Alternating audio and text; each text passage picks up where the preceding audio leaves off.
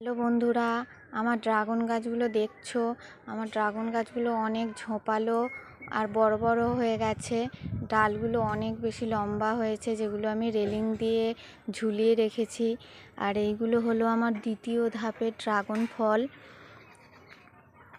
ফলগুলো অনেক বেশ বড় হয়েছে, আবার তৃতীয় ধাপের ফুলও এসেছে।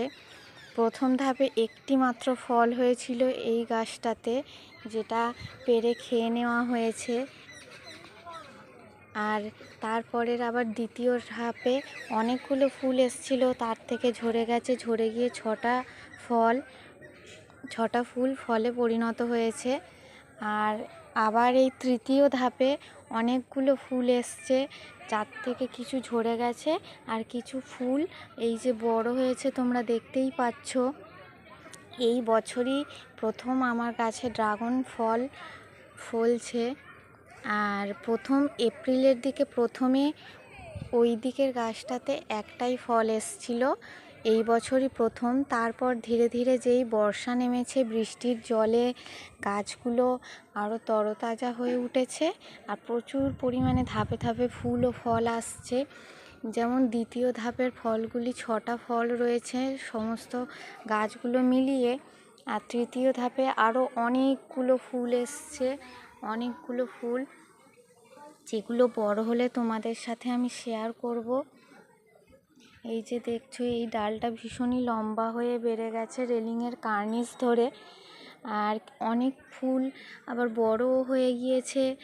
এবারের ধাপে বেশি ফুল নষ্ট হয়নি, যেহেতু মাঝে মাঝে খুবই ঘন ঘন বৃষ্টি হচ্ছিল। বৃষ্টির জলে ড্রাগনের ফুলগুলো খুব ভালো থাকে, অতটাও নষ্ট হয় না। কিন্তু গরমে প্রচণ্ড গরম পড়লে এপ্রিল মাসের দিকে যে ফুলগুলো আসে, বেশিরভাগটাই নষ্ট হয়ে যায় গরমের জন্য। আর বর্ষার ফুলগুলো বেশি টেকে। এই যে দেখছো, ফুলগুলো কি সুন্দর বড় হয়েছে। আমার তো এটা ভেবেই যে কি আনন্দ হচ্ছে, এই বছর এতগুলো ড্রাগন ফল আমি পাবো। আশা করছি এর পরে আরও ধাপে ধাপে ফুল আসবে।